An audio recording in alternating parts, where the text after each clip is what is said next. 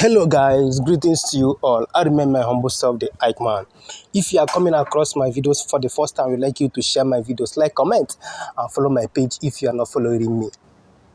I want us to watch this particular video. After watching this video, you will not believe with me that subsidy is a way our government, all administration that have come in place, and talk about subsidy.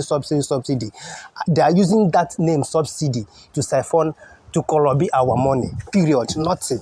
Because from day one till now, I never believe in subsidy. I never believe that our government is paying subsidy to anybody. They are using it to corrupt our money, and people think I'm joking. I want you to, this particular video will review so many things concerning this subsidy of FM. All the administration that have been in place as far as Nigeria is concerned, they know that this subsidy doesn't exist. Subsidy doesn't exist anywhere. According to Peter Obi said that subsidy is a scam. It's a way our government are using to siphon our money. But some people don't understand it that way. By watching this particular video, you are gonna see here now. This particular you're seeing here, I'm going to open it, you're going to watch it in full. You will know that subsidy, this name subsidy, no, they exist any place. You know they exist. Just watch it. Try to like this video and share it so that people will get to see what thing that happen. People will get to see that the people we call our leaders are really using our brain to drink gari. They are really using our brain to drink gari. What did they happen? After they subject us into poverty because of what they know that is not really existing. What did they happen? Just watch this video and confirm what I'm talking about. Try to share the video if you're not following me. Follow me and follow me on all the social media handles. We move. Peter Obi is coming to rescue this country. This country is really down. This list, the list of emails and phone numbers of all the major oil marketers, so that we can send an email to them to give us feedback on whether or not they received fuel subsidy from 2016 till 2023. As I was preparing that list, the list was ready. In fact, we have drafted the email. Just about sending the email when I got a message from a friend of mine. And when I opened the message, what I saw really shocked me and annoyed me.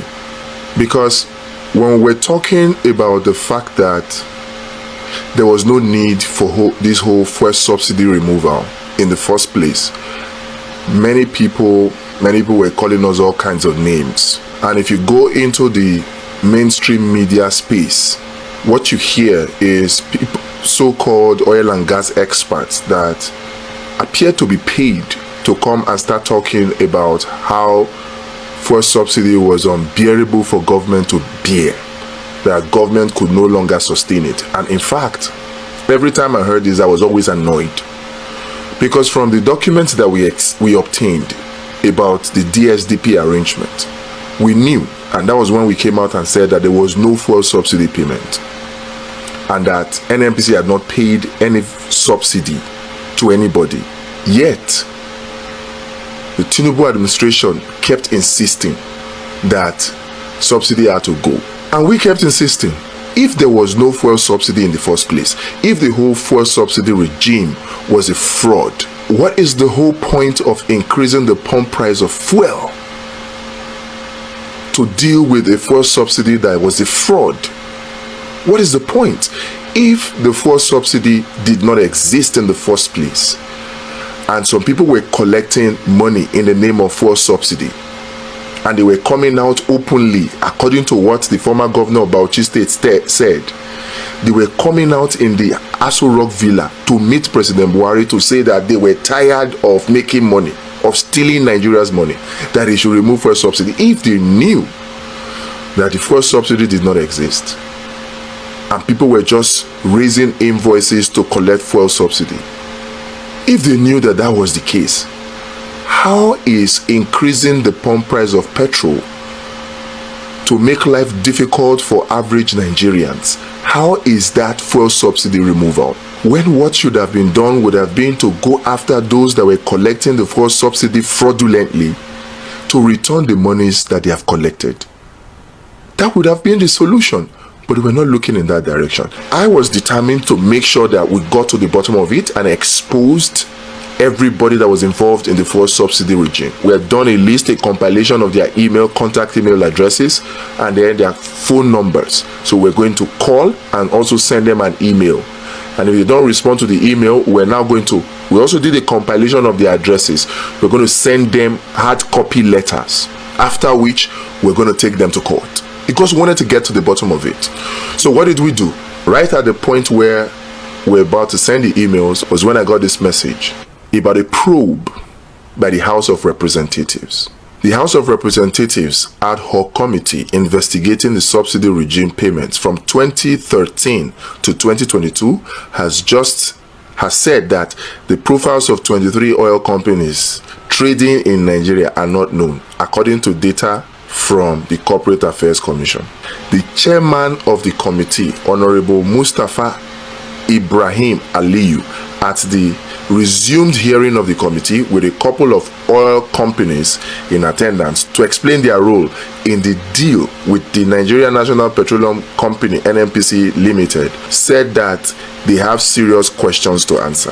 Aliyu, who read the list containing the names of the individual companies, explains that a communication from the Corporate Affairs Commission (CAC) on the request of the committee came back without any information on the affected companies. At the bottom of that document was a statement that was shocking to me and annoying to me.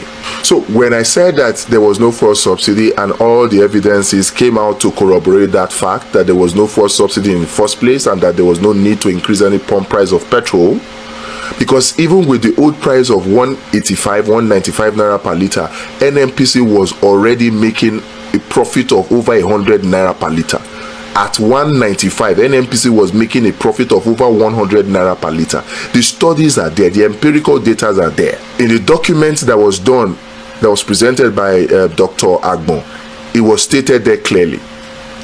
But since nobody will believe, since mainstream media will not believe, and the Tinubu administration kept pretending as if there was a fuel subsidy that they removed, we continued, only to find that the House of Representatives had set up an ad hoc committee to investigate this whole DSDP arrangement of the NNPC, and they had investigated this subsidy regime, and they came to some conclusions, and part of it is this annoying one that I will read to you right now, that Tinubu was made aware of, that Buhari was made aware of, yet they still went ahead to dance to the tune of the World Bank and IMF to increase pump price of petrol, to privatize, to devalue Nigeria's naira, to increase the school fees of university and unity schools in the name of signing the student loan bill, to privatize Nigerian company in the name of signing electricity bill. They were just doing all manner of policies to play and dance to the tune of the IMF and the World Bank. They still went ahead despite knowing what I'm going to read to you now. Look at it. Earlier, the committee quizzed representatives of Sahara Energy Resources Limited, Owando PLC, Hyde, and AA Rano, where they took turns to explain contract deals with the NNPC, saying they only lifted crude oil in the direct sale, direct purchase scheme and were not part of the subsidy payment. The oil marketers that were part of the DSDP arrangement, these companies I just mentioned, the Owando, AA Rano, Sahara Resources Limited, they were part of the DSDP arrangement. Now they have come out to say, oh, we only lifted crude oil to give to the refining component of their consortia, and then this consortia brought back refined petrol to give to NNPC, which NNPC now sold to them. That they were not part of any fuel subsidy payment. So what we were even going to send out emails for them to confirm to Nigeria, they have already confirmed to the House of Representatives ad hoc committee that they were not part of any subsidy payment. So the House of Representatives already knew. The chairman of that House of Representatives, Honorable Mustafa Ibrahim Aliyu from Sokoto State, is still a member of the 10th National Assembly. He's still there. The whole National Assembly, they were aware that there was no fuel subsidy payment made. They were. Oando PLC is headed by Wale Tinubu, Tinubu's nephew. Definitely, Tinubu is aware. From what the former governor of Bauchi said, Buhari is aware. So, Buhari is aware, Tinubu is aware, and they still chose to increase the pump price of petrol in the name of fuel subsidy removal that did not exist. How wicked can a person be? How wicked can a government be? How wicked? Tinubu knew that there was no fuel subsidy made. Tinubu knew. APC knew. In fact, PDP knew. The members of these 10th NAS, they knew. They were the ones that conducted the ad hoc committee Senate hearing to prove fuel subsidy regime. They were the ones that conducted it and came up with this conclusion, where they were told categorically by Sahara Energy Resources, Oando PLC, AA Rano, that they were only involved in lifting crude oil in the direct sale, direct purchase scheme, that they were not part of the fuel subsidy payment. These are the same major marketers whom NNPC claimed that they paid subsidy payments to. These same oil marketers have come to say that they did not receive fuel subsidy. They have come out to exonerate themselves. So if the marketers that are responsible for this DSTP arrangement say they did not receive fuel subsidy, who then did NNPC pay fuel subsidy to? Who then did the federal government pay those 4.2 trillion in 2022, the 3 trillion in 6 months of 2023, the 3 trillion of 2021, and the 1 trillion of 2020? Who did they pay those monies to? And rather than go after the people who fraudulently collected those money, the Tinubu administration thought it best to punish Nigerians by increasing the price of petrol just to please the IMF and the World Bank, making Nigerians go through untold hardship, unnecessary hardship. We demand justice. The price for the petrol, the pump price of petrol must be returned back to 195 naira, at which price the NNPC was already making 100 naira profit. It must be returned to reduce and reverse the inflation. If the Tinubu administration has any iota of humanity left in them, they should revert it and rather go after the people that have fraudulently collected this so-called fuel subsidy payment. So the Tinubu administration, if you have any humanity left in you, if you're not just wicked and just enjoying the suffering that you have brought upon Nigerians unnecessarily, then you should revert the price of petrol back to the original 195 and go after these rogues that were collecting money for subsidy payment for fuel that never existed.